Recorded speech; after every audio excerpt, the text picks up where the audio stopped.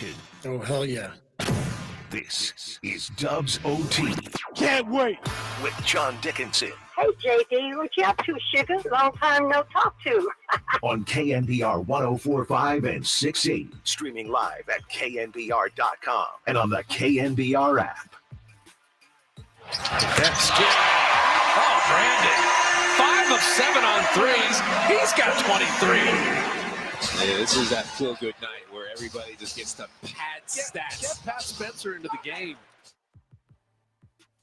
Yeah, one of those nights for the Warriors in a big-time positive way as we welcome you in here to Dubs OT with JD here on the Sports Leader. 808 KNBR, 415-808-5627, the number to jump in and join the conversation if you want to via the phone lines or the Golden State Lumber and Showroom text line, as we are proud to be out here once again at Harmonic Brewing in Thrive City. So cheers to everyone out here as folks filing in after the big Warriors win as they get the job done. An offensive explosion over the Memphis Grizzlies, 131-118 is the final. And this one, a wild night in the sports world as well, with the World Series game continuing on. Game 3 of the World Series between the Blue Jays and the Dodgers.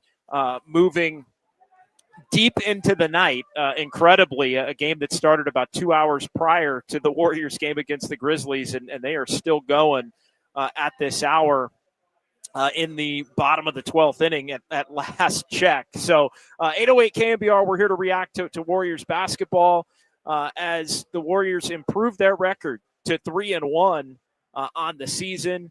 And it was an offensive explosion tonight. The Warriors won this game. Steve Kerr not messing around. I thought just right off the top, some initial thoughts on this one. We've got folks that want to chime in, and we'll be able to do that here between now and about 11 o'clock as we break down everything that happened inside Chase Center tonight with the Warriors and the Grizzlies. But I thought Steve Kerr got a little cute in Portland on Friday, and I know it was the second of a back-to-back, and I know he made the comment before the game that he didn't want to have Draymond Green playing the center spot as a starter for 82 games, that it basically wasn't going to be sustainable. And he went with Quentin Post, and he took Brandon Pajemski out of the starting lineup. And I thought that was a miss after that starting lineup of Steph, Pajemski, Jimmy Butler, Jonathan Kuminga, and Draymond Green had played pretty well together the first 2 games, and the Warriors had won 2 games to begin this season with that 5-player group. And now all of a sudden, post-game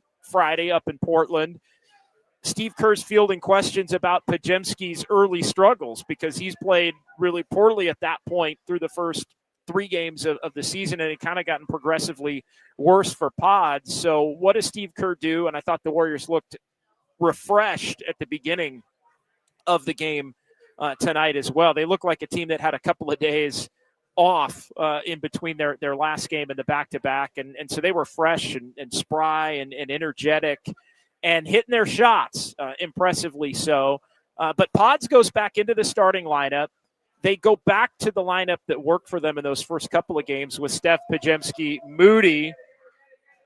Steph, Pajemski, Jimmy Butler, Jonathan Kuminga, and Draymond Green, and we'll get to Moses Moody in a moment as folks continue to react here to the Game 3 of the World Series that's still ongoing in the bottom of the 12th inning down at Dodger Stadium. So I thought first and foremost Steve Kerr made a correct decision before this game even started as to who the Warriors starting lineup was going to be, and immediately the Warriors came out and they were smoking.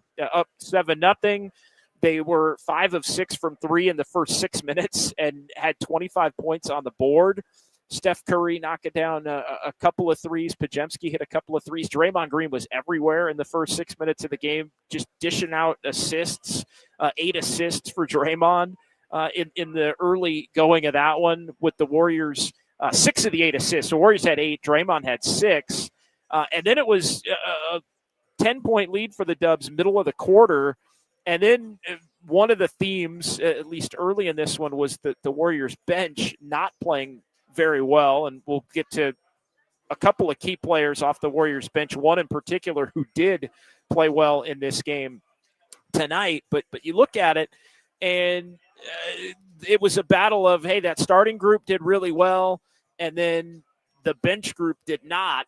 Immediately, the Grizzlies finished the second half of that quarter on a 20-9 run to take the lead. So some rough bench minutes for the Warriors, and they were down early in the second quarter because of it. Jimmy Butler with 3 turnovers. The Grizzlies' length was really bothering the Warriors at times, and it felt like Steve Kerr was just in big-time tinker mode here. A lot like some of the groups we saw with him searching on the second of the back-to-back in Portland to no avail. He played 12 of the 13 players on the roster basically by the middle of the second quarter, but he found a group that clicked, and it went on an 11-0 run, and it was one of the key runs. I thought the beginning of the game was critical for the Warriors in this one. I thought this run with Steph Curry, Buddy Hield, Will Richard, Guy Santos, and Jonathan Kuminga, so basically a center forward combo of Kuminga and Guy Santos, an 11-0 run for the Warriors there, and the Warriors wind up battling back to end up having the lead at 65-61 at halftime. And then the starters came out and played excellent basketball again at the beginning of the third quarter to kind of push things out. And then the Warriors eventually are able to kind of put this game away after, of all things, a Draymond Green turnover. Of course, Draymond loses the ball. Santi Aldama's got it. Draymond goes up, fouls Aldama. Play gets reviewed. It's a technical for a little excessive after the fact against Draymond Green. You got the Memphis Grizzlies coach picking up a technical, and the play gets reviewed. The foul gets made into a flagrant, and Draymond Green goes crazy as Santi Aldama misses both free throws, standing at the line by himself, and he's hopping up and down and doing this dance, and it just electrified Chase Center. And then Moses Moody gets hot from downtown. Moody with a terrific game off the bench, and the Warriors able to kind of pull away at that point. They lit the candle on Chase Center, and then a little run early in the fourth that made the Warriors have to put their starters back in, probably a little bit more than Steve Kerr wanted to. But all in all, the Warriors in this one, they win this game with their starting group, and Steve Kerr going back to that 5 that's been pretty good here to begin this season, starters in 3 of 3 victories.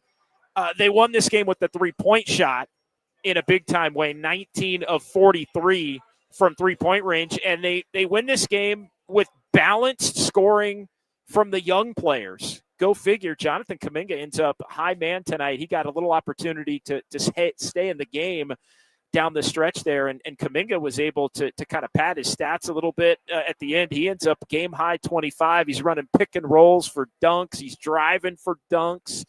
Jonathan Kuminga continues to look excellent here in the early going of the season, and doing it in a much different way than he's been willing to look to play during his Warriors tenure these first 4 years. 25 points, 10 boards, 4 assists. His intent, Jonathan Kuminga's intent, I think, has been absolutely phenomenal here to begin the year. Off the charts intent. He's not forcing anything.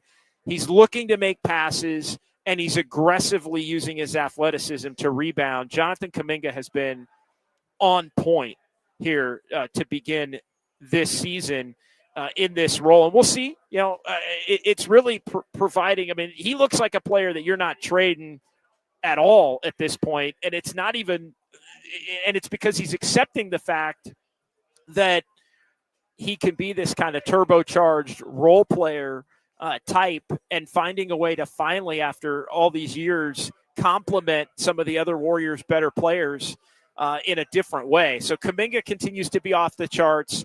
Brandon Podziemski, nice game for him after the struggles the first 3 games of the season. He ends up 5 of 7 from 3-point range, and Moses Moody ends up with 20 points as well. So it was a lesser night maybe for Steph Curry and Jimmy Butler, but the Warriors able to win this game because Kuminga goes for 25, Podziemski goes for 23, and Moses Moody goes for 20.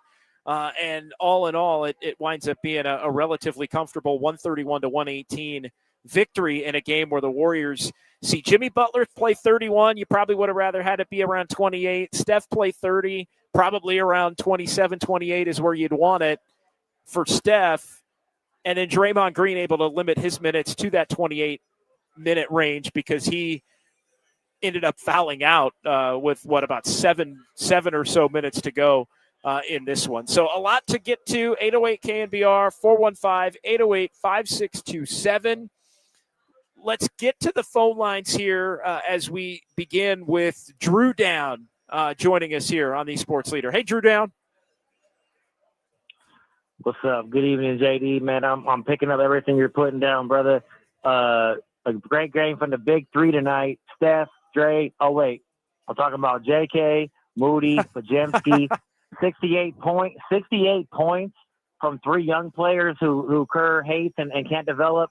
I thought they were, huge tonight. You already went over the numbers, so I don't need to repeat them. But those are contributions from those young guys that they're really going to need throughout the season, especially the regular season, especially on the first night of a back-to-back. So I thought that was great to see from those three guys. They played a hell of a game.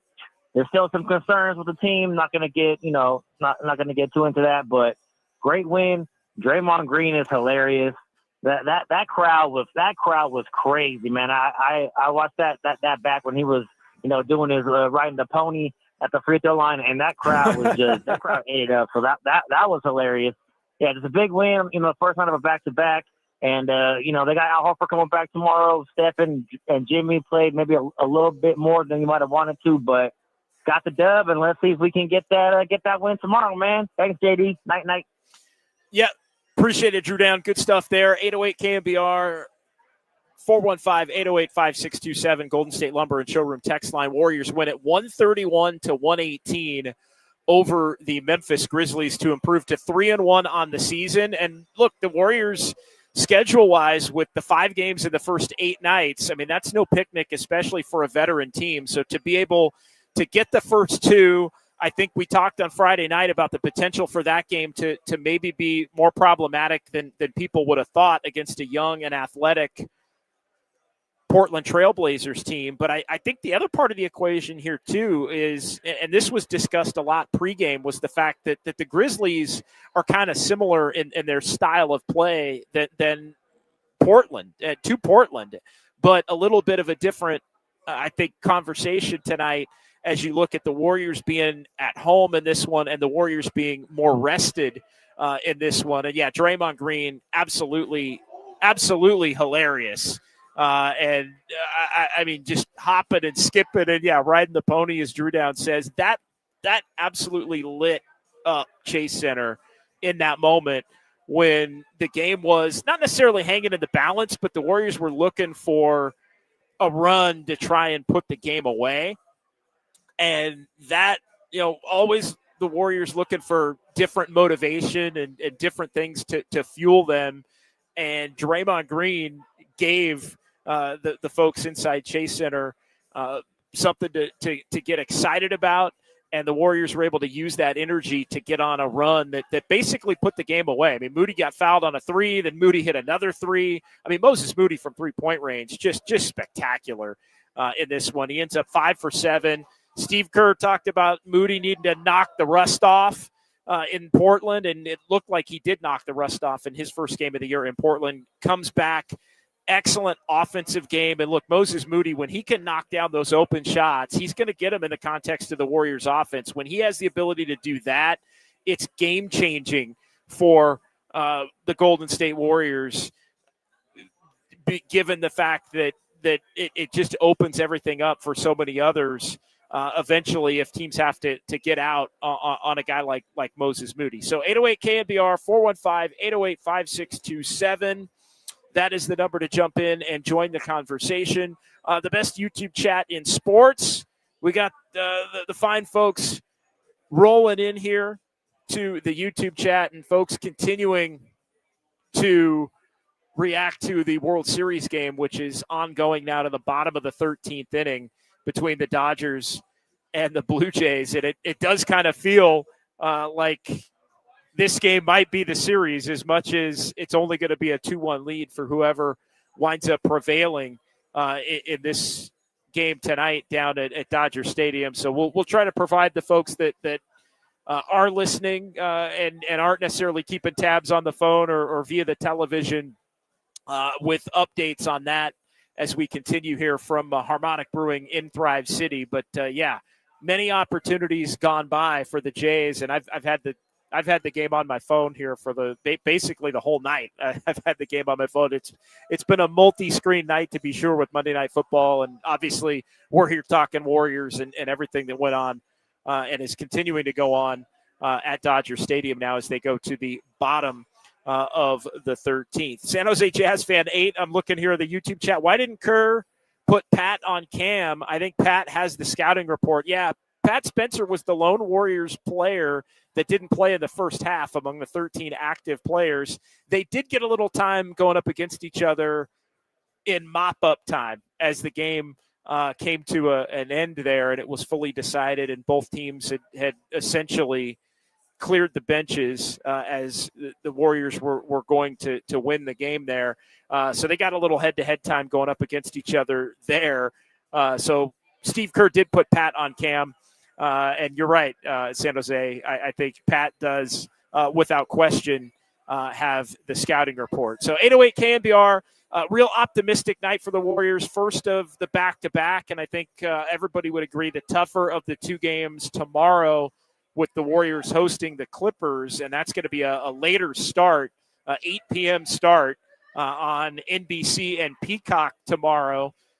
And we'll be with you after that game as well, right back here at Harmonic in Thrive City, talking about some more Dubs basketball. Game 5 of 8 here to begin the season in the first week. And a great night for the Warriors in terms of the young players. Jonathan Kuminga continuing to play exceptionally well and doing it, again, in a very different way than we've seen him. Brandon Pajimski kind of bouncing back after a rough first 3 games to begin this season, and Moses Moody shaking off the rust. I mean, the big takeaway for me in this one is if the Warriors are going to continue to get this level of Jonathan Kuminga with Moses Moody on nights where he's knocking shots down and Brandon Pajimski, I was really glad Kerr put Pajimski back into the starting lineup. He's the kind of player that, frankly, needs to play with better players, and when he does play with better players, his ability to connect the game, I think, is more profound. And so we see now this group, and a group that Steve Kerr didn't give a lot of run to at the end of last year, in part because of Jonathan Kuminga's injury issues, because as they acquired Jimmy Butler, Kuminga was hurt, and then he came back, and they had found that Curry, Pajimski, Moody, Jimmy Butler, Draymond Green lineup and kind of stuck with it, and they couldn't really fit Kuminga back in.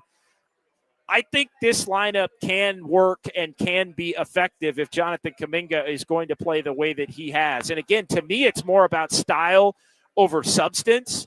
And the substance has been there in a big-time, major way for Jonathan Kuminga. But the way he's doing it is why it's more impactful toward winning than some of the other big-time games. And I think the one thing that Jonathan Kuminga is probably realizing is that if he does the things that the Warriors coaching staff are asking him to do to be able to fit in with the rest of the veteran players and fit into a starting group, he's going to get other opportunities within games to be able to kind of flex a little bit. And we saw that tonight. You know, it was more maybe in mop-up duty, but they gave him opportunities. There were times where it was almost as if the Warriors were rewarding Kuminga by getting him the ball in the pick and roll, by getting him opportunity. But he was making the most of his own opportunities. Again, super efficient, only took 2 3-pointers in this game.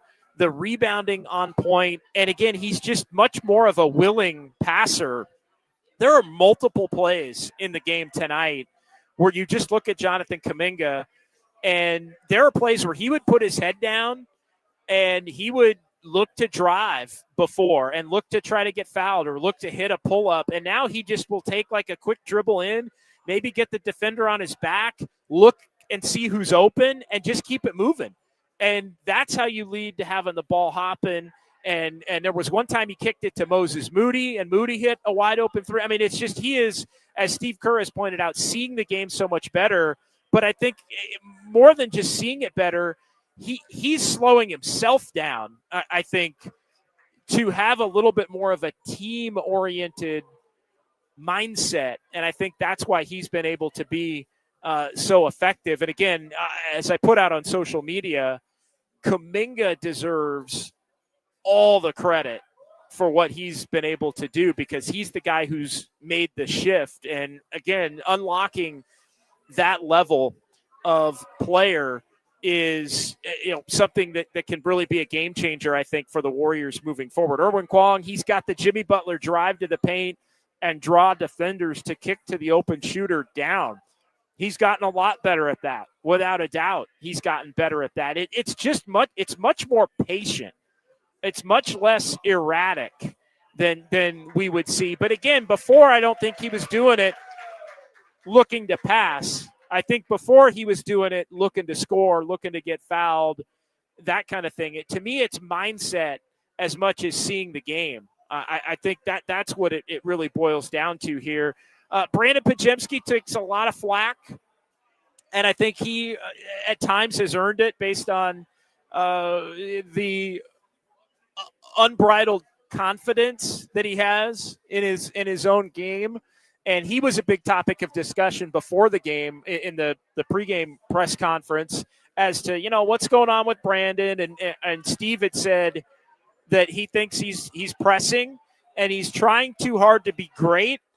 And instead of trying too hard to be great, just be good and be solid and be steady and keep it moving and play to your strengths and don't think you have to do too much. I think Podziemski often looks to try to do a little bit too much, and it spins him into the ground. And instead of, he's so focused on trying to be great, just be good, I think was the message from Steve Kerr. Get out there, keep it moving, and just, when he knocks down shots, it's obviously a game changer. But again, I go back to almost similarly to what I said about Kuminga. It for me, as much as anything, is about intent.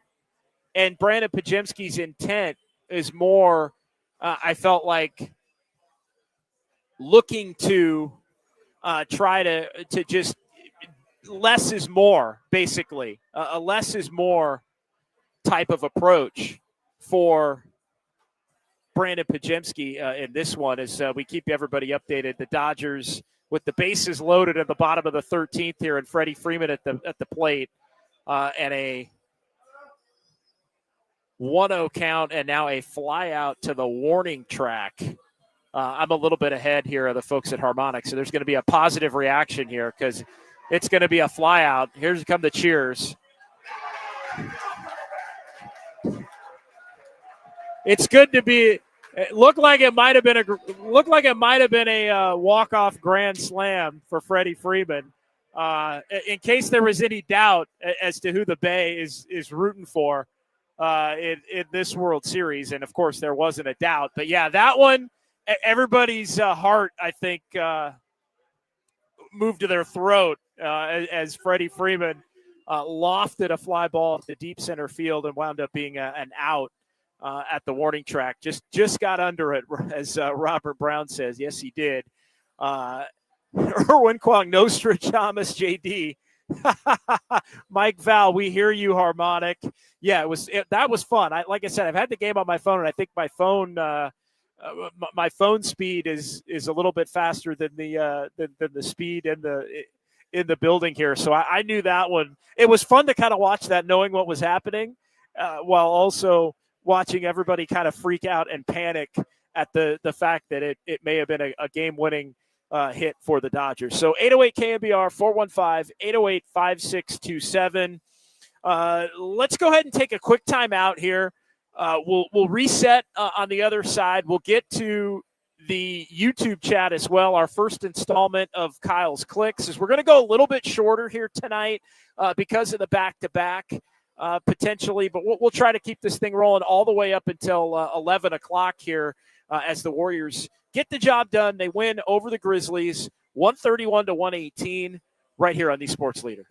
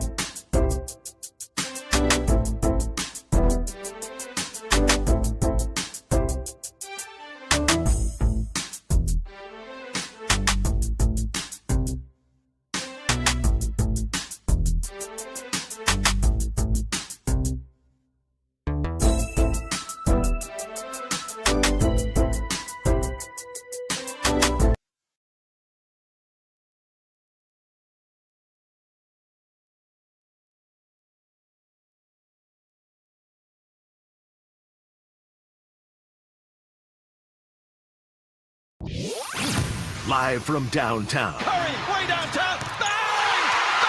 This is Dubs OT with John Dickinson on the Sports Leader, streaming live at KNBR.com and on the KNBR app. Steph to Kaminga. Soaring in. Look out below. Anytime you get him involved with Steph, look, raise the roof. Everybody knows what it is. Warriors are finishing strong here. Run through the tape.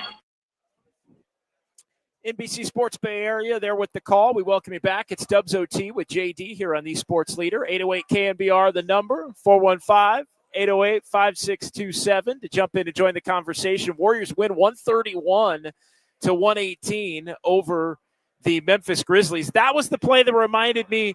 Now, Kyle, you may be, I don't want to say you're too young, but was that more Amari Stoudemire or Sean Marion? That reminded me of Sean Marion, that pick and roll.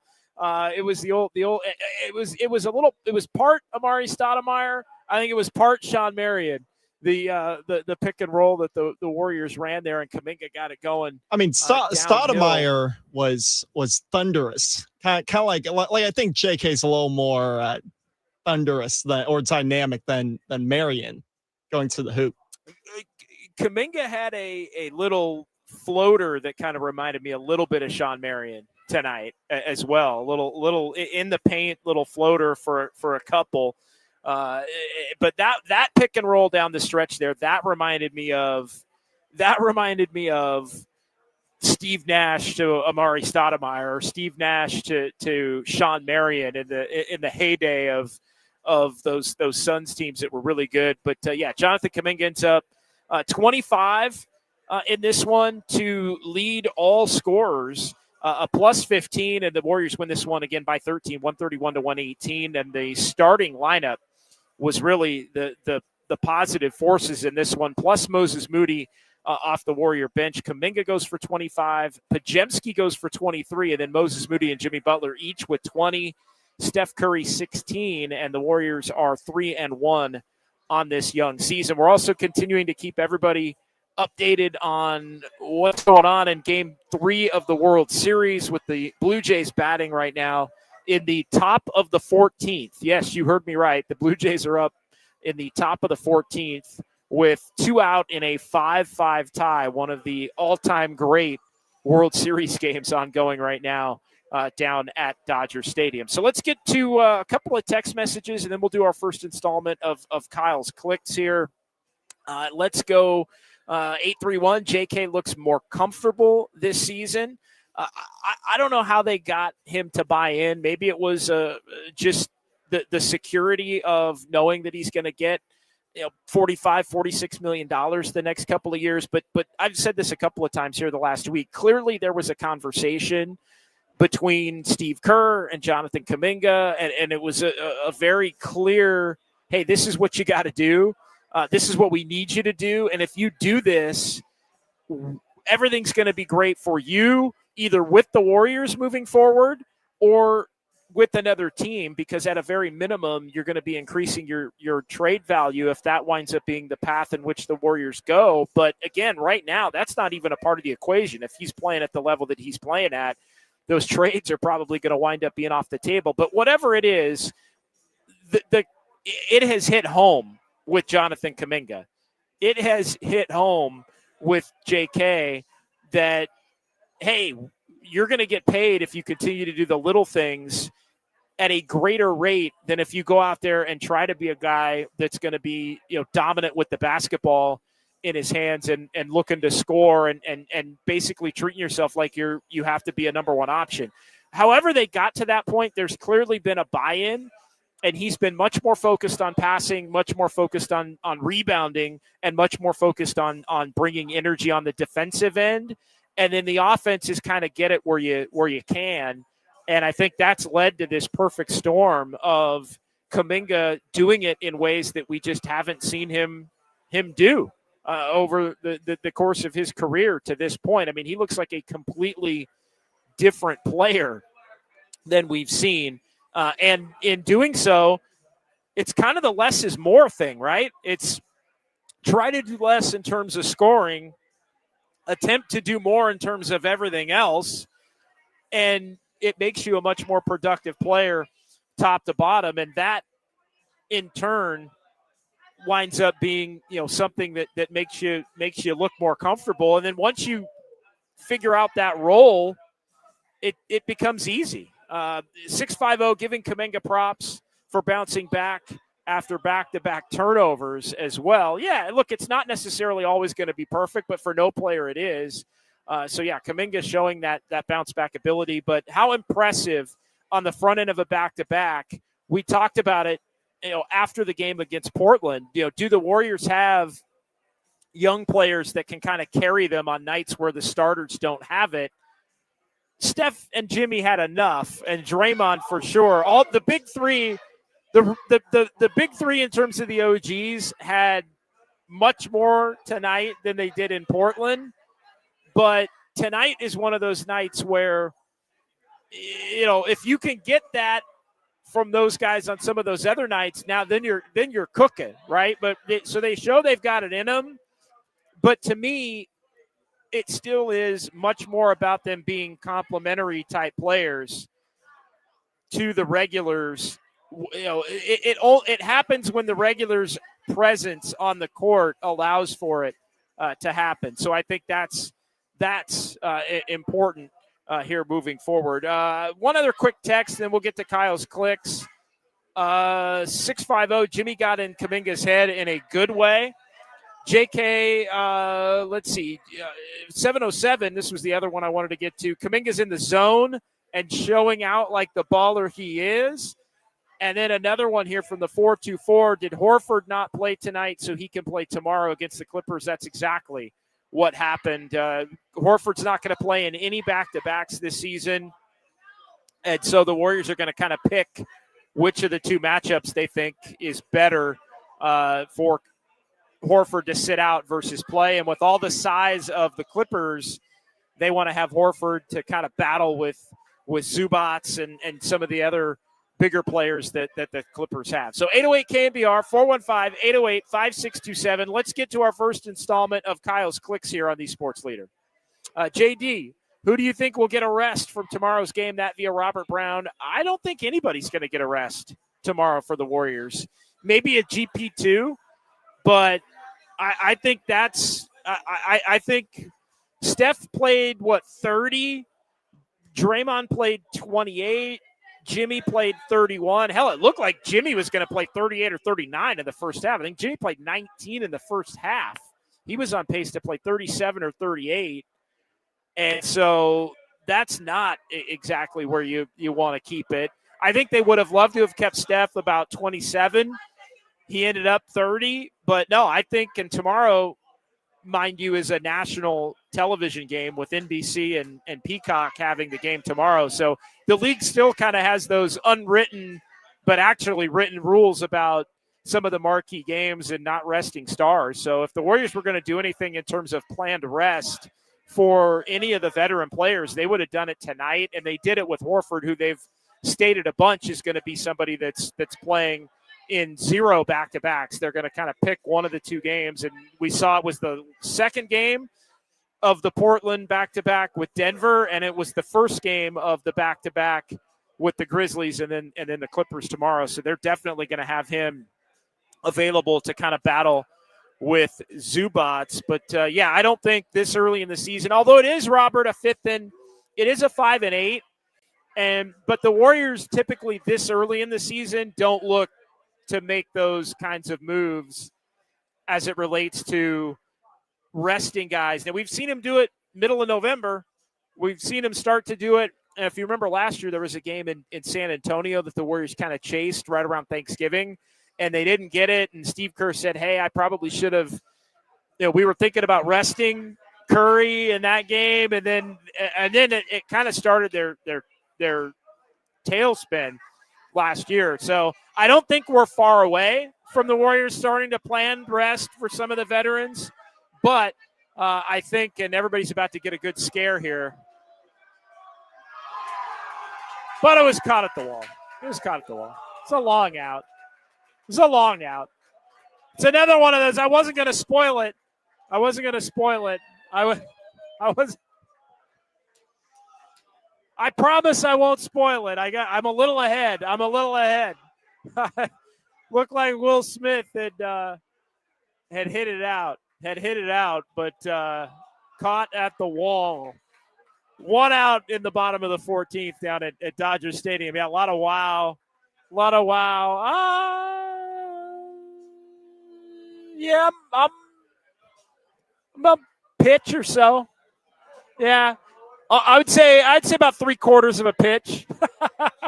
I'd say 3/4 of a pitch ahead here on the phone, watching it here at Harmonic in Thrive City. Irwin, Quentin Post, and TJD flashed some nice awareness. Yeah, they did not have good stints early in the game, and I was kind of wondering, why is TJD even playing in this game, to be perfectly honest. But Quentin Post had some rough minutes in the first quarter. But yeah, I thought they showed some patience and played better as the game went on. That was going to be something that was kind of bookmarked as a problem early.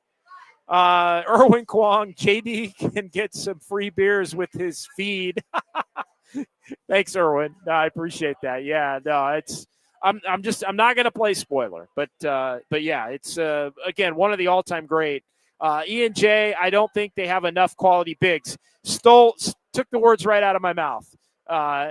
Ian, I that was something that kind of thought, it's like, well, you got 4 bigs, but do you have a bunch of those bigs that you feel like you can completely and totally trust? That becomes the question here as things move forward. Oh, wow, man, about to get another little scare here. No, maybe not. That one's Ian JD, you can't name a player that can provide that talent or value. Name 1 or 2. I can't. Is that in reference to Kuminga? What is that in reference to? Yeah, I assume it's in reference to Kuminga. Yeah, it was earlier on in the show, but I'm pretty sure it's in reference to Kuminga. I don't want to say this, but I did put this on social media during the game because I found it to be interesting. Like, we don't know the backstory. And look, Kuminga signed to basically a 1-year deal with it's a 1-year deal with a team option. So what's interesting about that deal is we don't know what the conversations were as it was relating to Kuminga being content in coming back and accepting this role. And while I give Kuminga full credit for accepting this role right now, and look, he is starting and he is playing a lot of minutes, and that's been a big part of, I think, what Kuminga has wanted.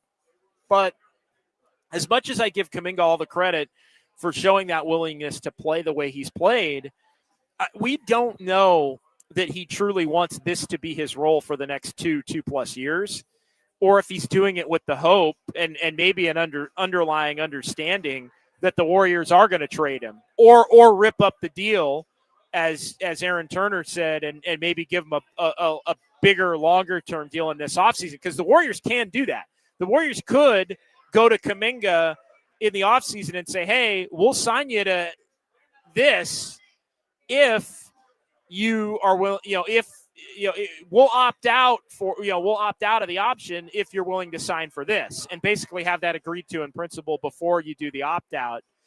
In terms of the team option. So that is the one way where Aaron Turner was correct in, the way it was phrased, designed to be, well, it's not designed to be ripped up and redone unless the team would find it warranted to rip it up and be done with it. So, but at this point, no.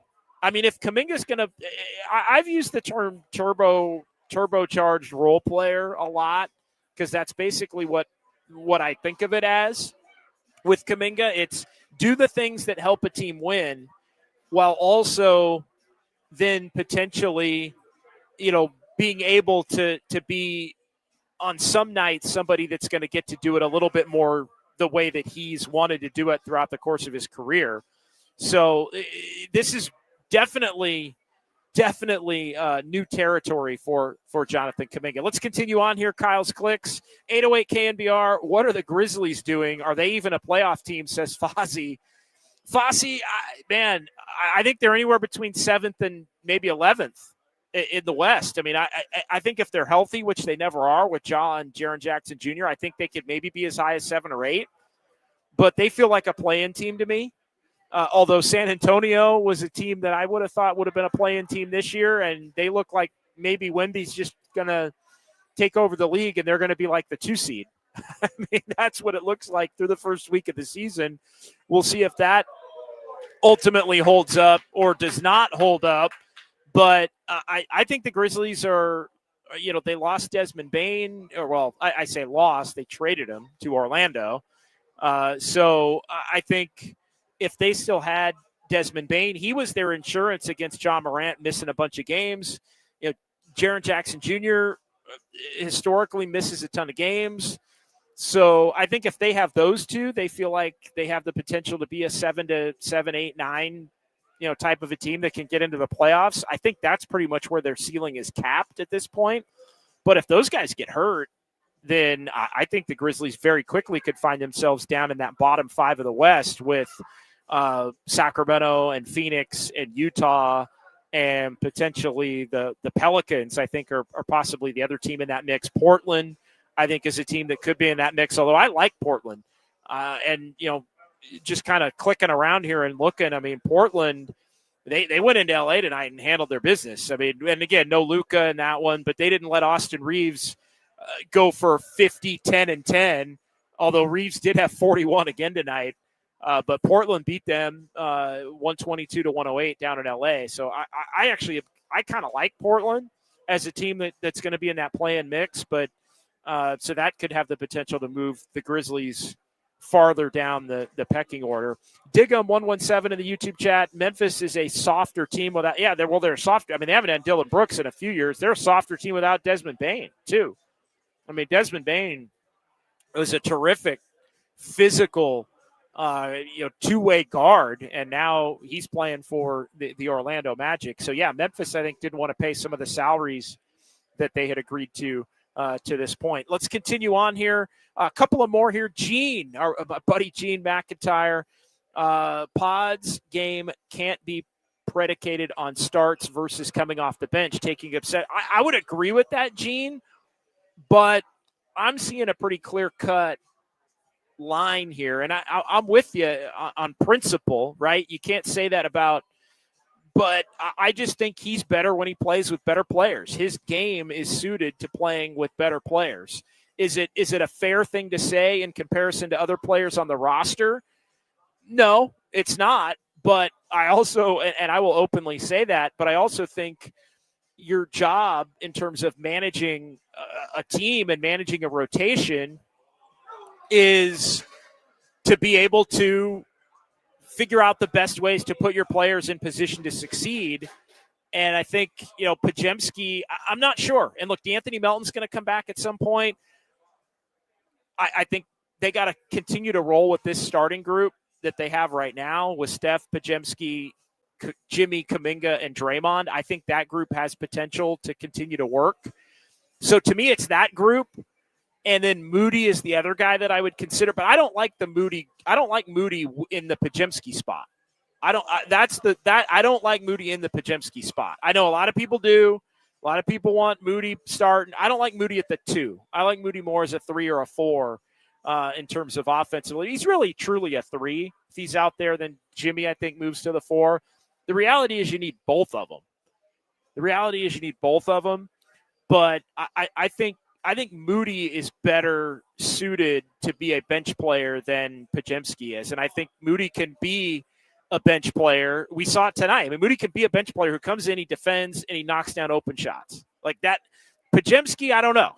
He's kind of out of whack and trying to do too much when he's a bench. Oh, I'm a bench player. I need to come in the game and make stuff happen.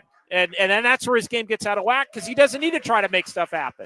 He needs to just play with other players and pass them the rock. So, I don't know. I like Podziemski more with Steph, with Draymond, with Kuminga. He's a guy who can make a pass to get the ball to Kuminga. Kuminga can, can go up with it. So, we'll see. Fosse, stop trying to be like Steph and be Pods. Exactly. That's the simple the simple of it. But we'll see. I mean, DeAnthony Melton's going to come back, and I don't think DeAnthony Melton's going to start immediately. He might start playoff games, but he's as I say, Pajimski insurance. Robert Brown, I think relying on anything from Melton is fool's gold. Could be. I think they're going to bring him along slowly. I think they're bringing Melton back slowly. I think they're going to play him 20 minutes a game. They're going to get him ready to be a playoff performer, and that's going to be the most important thing here for the Warriors moving forward. They are going to the 15th at Dodger Stadium with the Blue Jays and the Dodgers here in Game 3 of the World Series. Let's go ahead and take a quick timeout. We'll come back. We'll get to our Sounds of Dubs OT. We'll get more in the YouTube chat. Still time for some calls. 808 KNBR. Harmonic Brewing in Thrive City is alive, and people are watching the World Series. It's a beautiful thing here on a Monday night. Warriors get the win, 131-118. We're talking about it right here on the Sports Leader.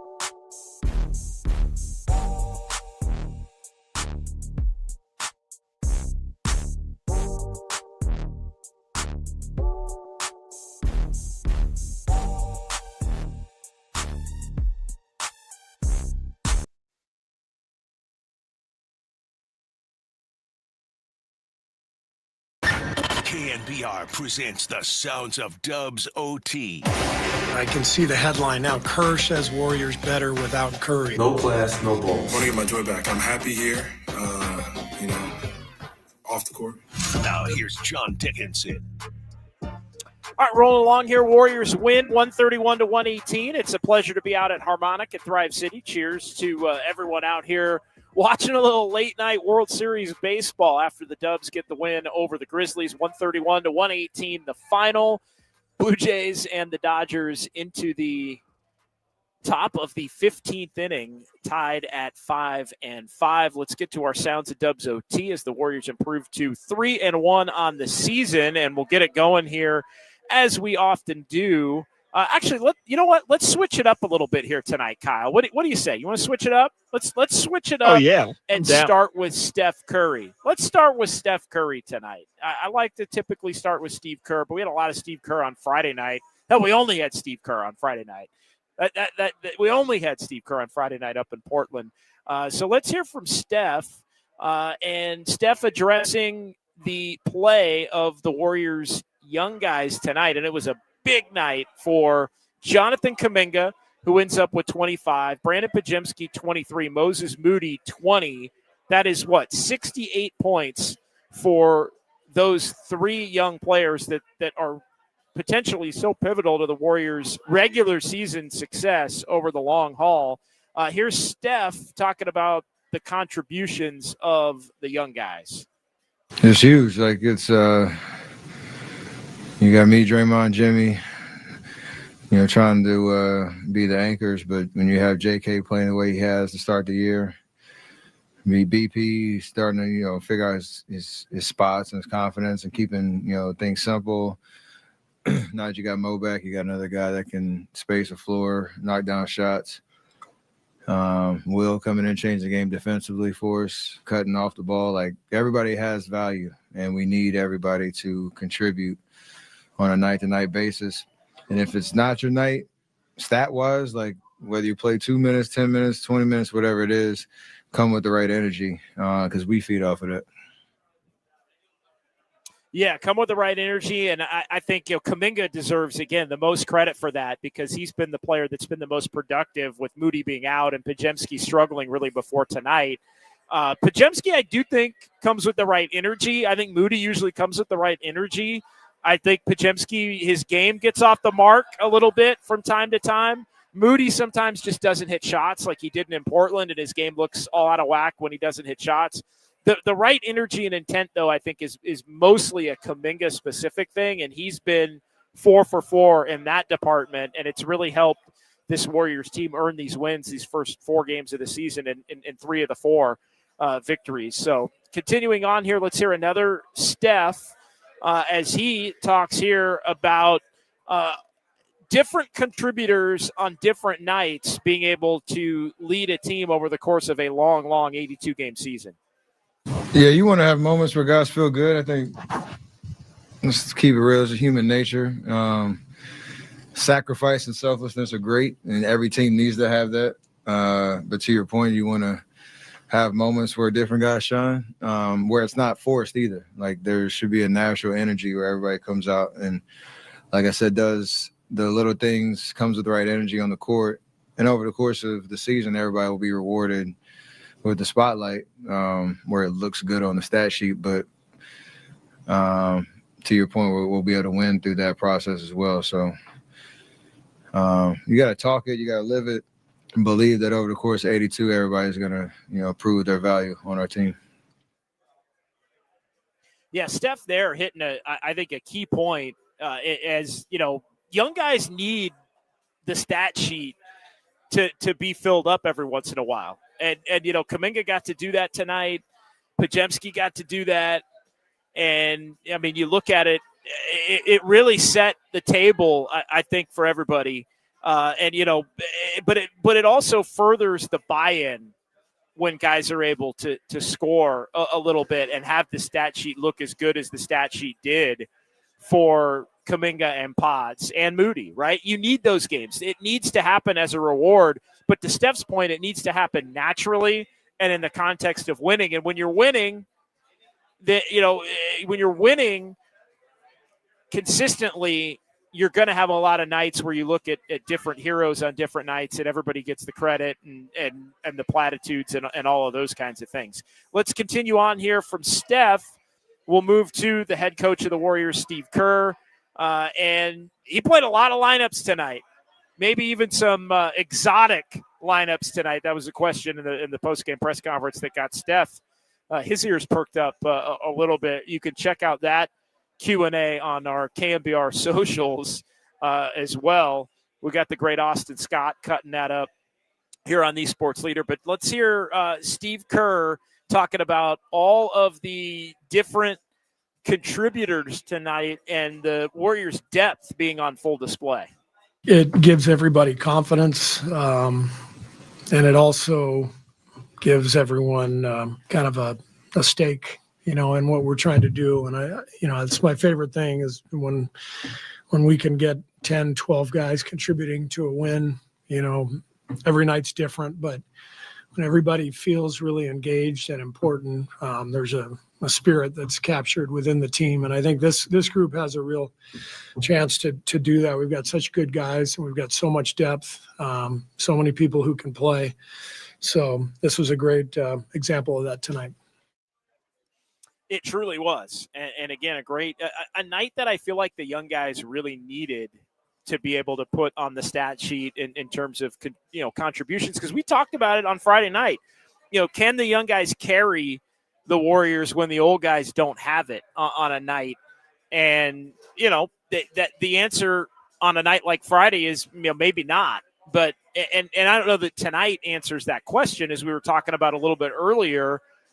But the feel-good nights and the feel-good moments and the unselfish nature in which really all three, like there was nothing forced about Kuminga's game tonight. There was nothing forced about Podziemski's game. There was nothing forced about Moody's game. It all just kind of came into context in a real positive way. And they all wound up getting their numbers, and they all wound up being productive.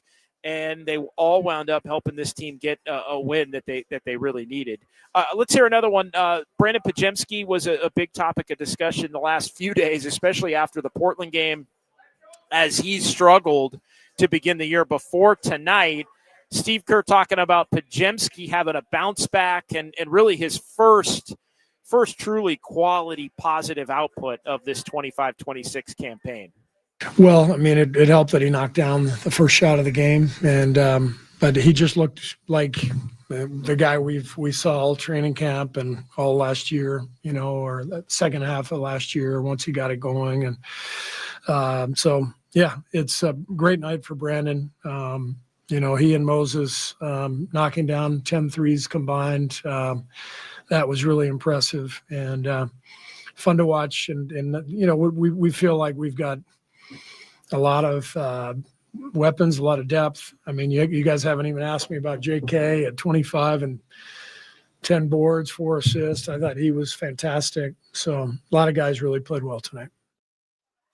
Yeah, a lot of guys played well. And again, headlining the younger guys, it's always for me when a team has a big 3-point night, for me, it's always, well, who hits the threes? And it was Podziemski and Moody each 5 of 7. Both of them 5 for 7. So 10 of 14 from those two from 3-point range. They had better 3-point shooting nights than Steph Curry. They hit 1 more 3 apiece with 2 fewer attempts than Steph Curry. You get that kind of production, you're going to be in great shape. And then Kuminga, always look at the shot chart with Jonathan Kuminga. And the shot chart tonight, I mean, literally everything. 9 of 12 for Jonathan Kuminga in the paint tonight. So 12 of his 14 attempts, he was 0 for 2 from 3. And at the rim, everything was in the between the semicircle, the charge circle, basically for Jonathan Kuminga. Everything. 9 of 12 for Jonathan Kuminga. And then he got to the free throw line and he hit his free throws tonight as well. The best Jonathan Kuminga games are those games. The best Jonathan Kuminga games are the games where everything is either in the paint, at the rim, or at the free throw line on a night where he's making his free throws. So big time effort there from all the young players. And nice to see a guy like Brandon Podziemski get off the schneid a little bit, because he's been a maligned player for the Warriors to begin this season. All right, let's continue on here and hear from Brandon Pajemski. Sometimes he gets himself in a little bit of trouble with the things he says unintentionally. I think his heart's in the right place, but it comes off a little differently at times. And so here's Brandon Pajemski talking about the importance of the role players doing some things to help this Warriors team. We can't count on them on all 82 to 30 points a night. So that's why you have role players. That's why we put in the amount of time we do. And some nights it's going to be our night, other nights it's going to be their night. And it's just collectively you do it together and try to win games. So there you go. Brandon Pajemski. None of this, I want to be the franchise after. I'm kidding when I say this. I'm obviously paraphrasing and kidding. But none of this, I'm going to need to be the franchise. Man, people got so triggered by him talking about being, the whole point of that comment was play your role now with the intent on maybe being part of the franchise, a franchise player later on down the line. And man, everybody went wild with the notion of, oh my God, Pajemski wants to take it. It's so funny. But he is confident, and at times I think overconfident. And as we've said throughout the years here with Kuminga as well, I think at times both Pajemski and Kuminga have maybe a little bit of a higher opinion of their game than maybe they should. But sometimes that confidence truly is important to note. All right, let's hear one more from Jonathan Kuminga, the player of the night, I think, for the Warriors tonight in this one, as the Jays get the second out of the bottom of the 15th inning, and Mookie Betts fly out, so they'll have to get Freddie Freeman again. Tied at 5 here, bottom 15 after Shohei's been walked intentionally, 3-4 times since he got the hit that second home run, which tied the game. Is 4 for 4. He's 4 for 4 with 2 doubles, 2 homers, and he's basically been walked the next. I've lost count. 4 times I think he's been intentionally walked since he hit at least 3 times since he hit the game-tying homer. But let's hear from Jonathan Kuminga and the impact of rebounding and the hustle game basically being more in play for JK. I don't even know how to respond to this. I think I'll say just the commitment of just doing it, just doing it, no matter what. Even if I'm making shots, I'm not making the shot. Not seeing the ball, I'm seeing the ball. Just having that commitment, just going out there, chasing those rebounds, and wherever they go, those rebounds, some of those, help win games. So just having that mindset, from the beginning, it's something that I'm trying to have, going throughout the year, and just throughout my career, just working on finding those balls and just rebounding and just, and I think I just enjoy doing it, Yeah, so Kuminga is doing the little things, and it's been a mentality shift or whatever, but he's been bringing that right intent and maybe trying to downplay it a little bit there, but he's doing it, and he deserves a lot of the credit for it, as it's helped to lead this Warriors team to a 3-1 season record here through the first 4 games, with the second of the back-to-back coming up tomorrow. All right, they're going to the 16th inning down at Dodger Stadium. They're going to the 16th inning, incredibly, and the folks at Harmonic here at Thrive City are still enjoying it. 5-5 as they go to the 16th in World Series Game 3. Man, this game may prove to be the series, depending upon who can ultimately win it. But they're going to the 16th, all tied at 5. Kyle, let's go ahead and take a timeout as we wrap up our Sounds at Dubs OT. Let's take a quick timeout. We'll come back. We'll do our final installment of Kyle's Clicks. We'll do some fun with numbers here, and we'll call it a night as the Warriors get the win. And we're keeping tabs on the World Series. What a night here at Harmonic, and what a night in the building that sits behind me as the Warriors win 131-118. We're talking about it right here on the Sports Leader.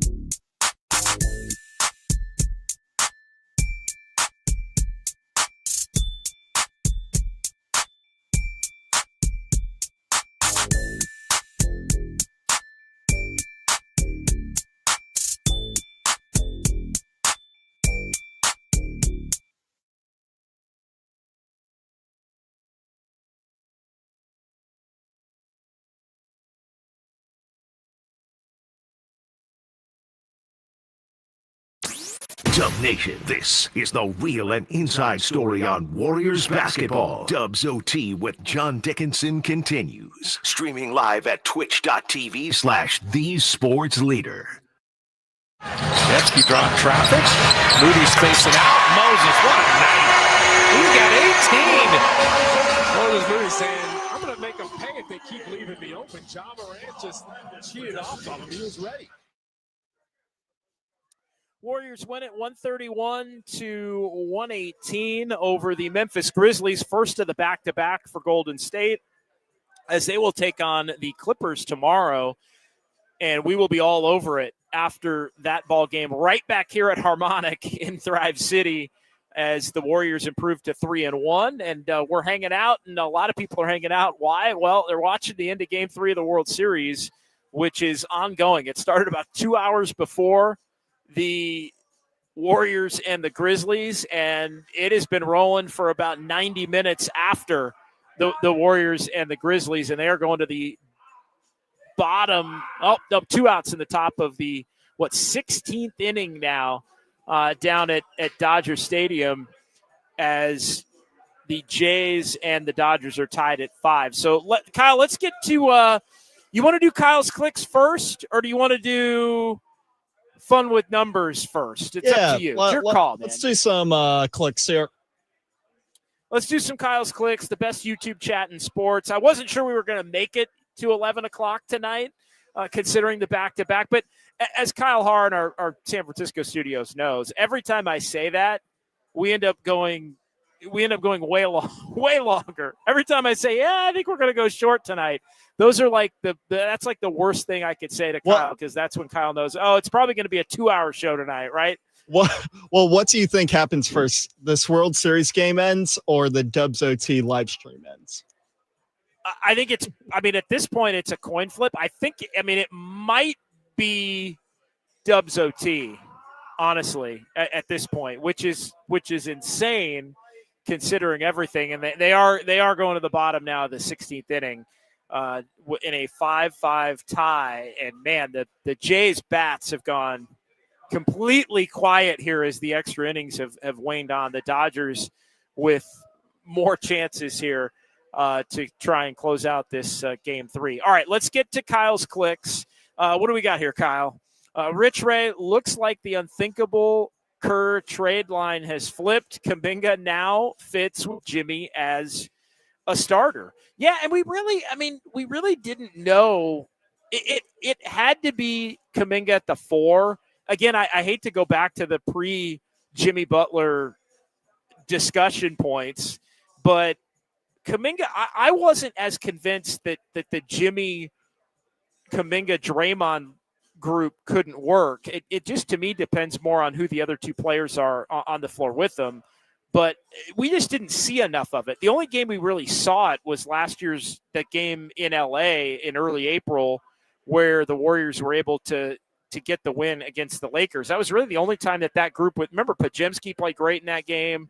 That was a game where they were able to use that group.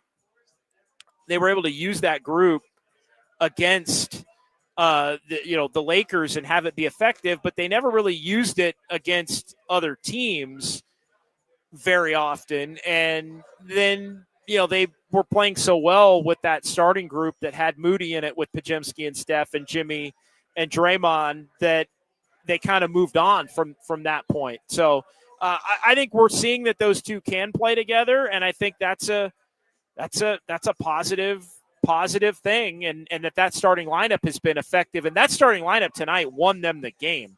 That starting lineup was the best group they had on the court tonight, and that's important. All right, our buddy Erwin Kwong here. Warriors can be pluses in all across the lineup. Warriors can't be pluses in all across the lineup. I'll take even to slightly worse than average at 5 to get the pluses at the other positions. Tonight was all about the starters, and tonight was all about basically Moses Moody. Only GP2 among the bench guys was even a plus, but everybody in the starting lineup plus GP2 were the pluses. But anytime you score 20 points and you're a part of 4 20-point scores, then you're a net positive, even if your plus minus is a -3. I don't care what that says.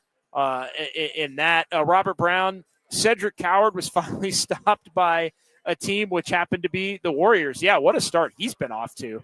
Guy who played JUCO ball and like Division III, he's been tremendous here to begin the season. And yeah, the Warriors were able to slow him down. Good comment there from Robert Brown. Moving on here. We the champs, babe. Watch Pods and Moody be garbage next game. Well, look, we're going to find out pretty quickly. But no, I mean, look, thus is the life of a role player. And Pajemski said, hey, role players have got to step up and step in. But such is the life of a role player in the NBA. Consistency is the key. I think Pajemski's got the best chance to continue to succeed if he's going to be in the starting lineup.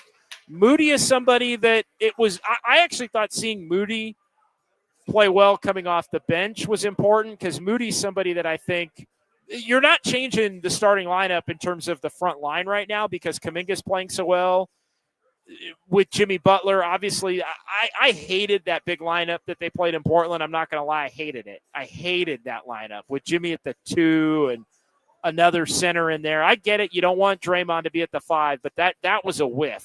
That lineup was a whiff.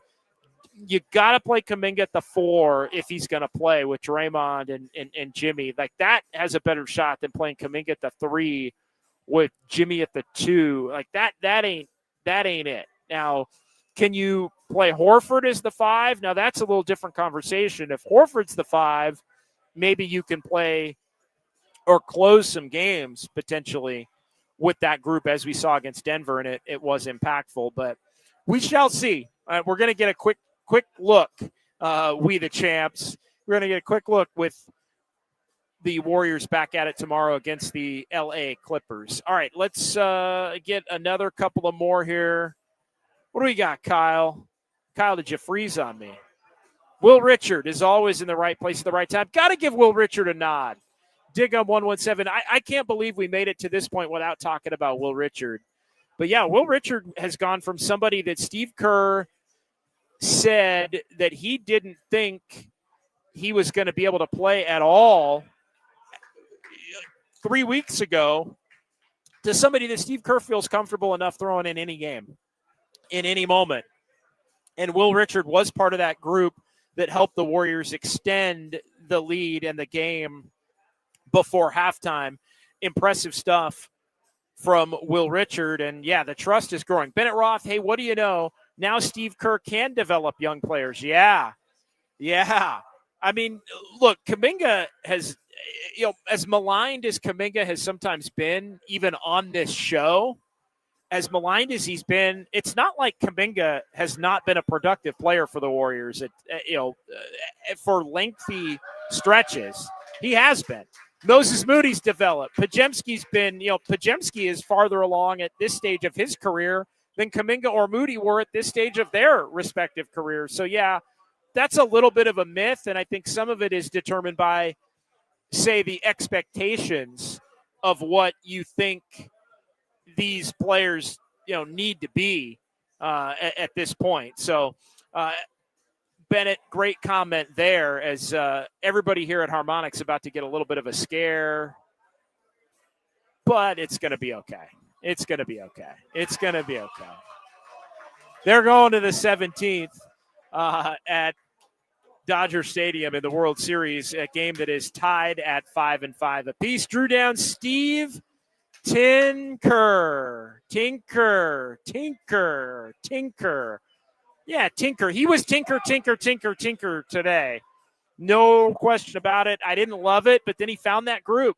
And so much, that is, I will admit, Kyle, a lot of people think I'm just a Kerr honk, right? Like I love Kerr. Kerr can do no wrong. I don't love the tinkering and the big and the lineups. I don't like all the lineup shifting and those kinds of things that he does early in the season, those 15 to 20 games.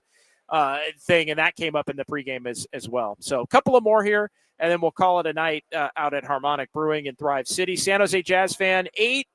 I think Draymond should give the Gangnam Style for when he's in Memphis. Yeah, no, save the Gangnam Style for when he's in Memphis. Yeah, man, that he was fired up. He was fired up going up against Santi Aldama. Jaren Jackson Jr. never plays well against his big bro. Yeah, that was another part of the equation that's always in play. He does not.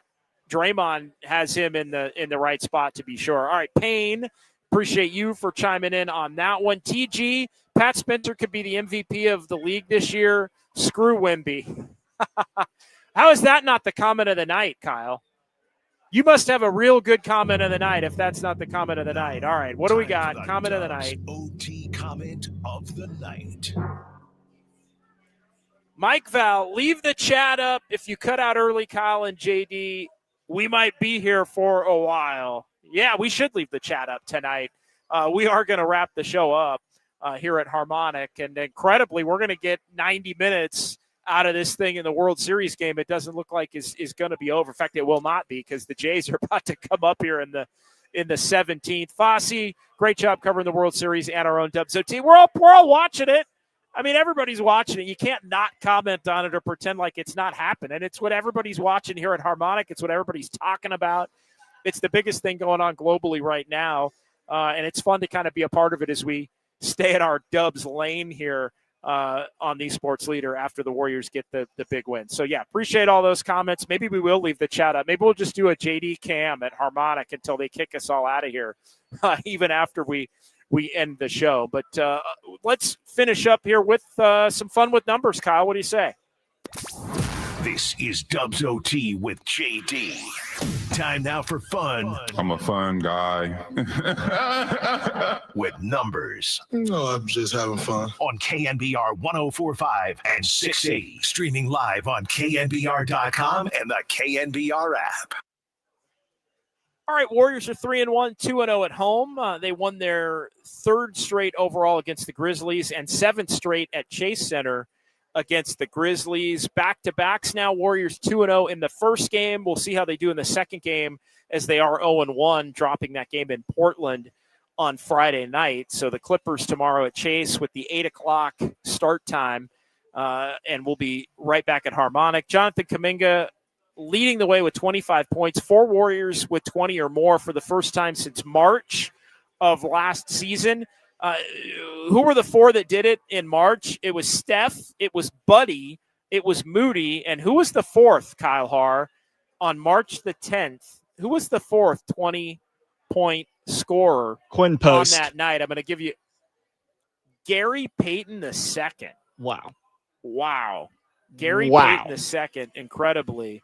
Yes, along with Steph and Buddy and Moses Moody. The Warriors, since Curry joined the team, how about this nugget? Since Curry joined the team, this is just the 6th time in Curry's career that 4 players had scored at least 20 points for the Warriors in the same game, and Steph wasn't one of them. Steph come up short of that.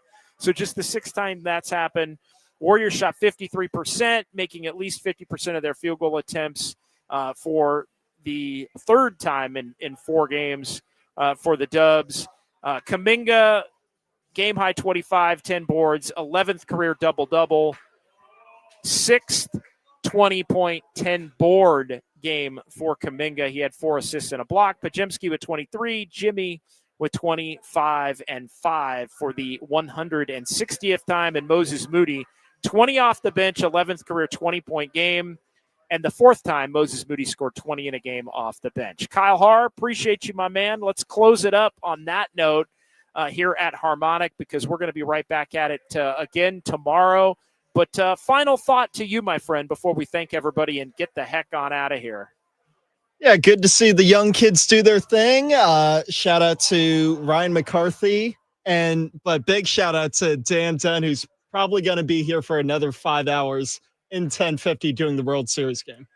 Yeah, Danny Dunn, poor guy, running the World Series game over on 1050. So make sure, if you're looking for a place to listen to that now that Dubs OT is through, you can do it. Big thanks to Ryan McCarthy. His plus minus only rivaled by that of Kyle Chung's plus minus, and Kyle Chung was outrageous today. It was plus 22 for Kyle Chung. I don't even think he was in the building in Daly City, and he was plus 22. Funny how that works. For Kyle, I think he was doing the Ryan Wardle somewhere. Sorry. and everybody else, I'm JD. We're right back at it tomorrow, right back here at Harmonic in Thrive City. And we're going to be talking about the Dubs and the Clippers here on the Sports Leader. Good night, everybody. He's going to have some highlight reel plays night after night. Kaminga with the left hand this time. You talk about a highlight reel play. Man, he's taking off into outer space. Just give him a ball screen and move. Emirates Cup or bust. Oh, hell yeah. First of all, you got to start off liking each other. I'm super cereal. Big, fat dub. Ain't nobody going to stop me. I just wake up and I can shoot it no matter if I'm playing or not. But great win. Who are these guys? I love you, JD. Bye, sugar. I can see the headline now. Kerr says Warriors better without Curry. Jimmy freaking Butler puts it in. Obviously, I'm shooting the ball well. It's pretty obvious. Batman comes out of nowhere. You never see him coming, then he just fall from the sky, from a building, behind the door. Everything's gonna be all right.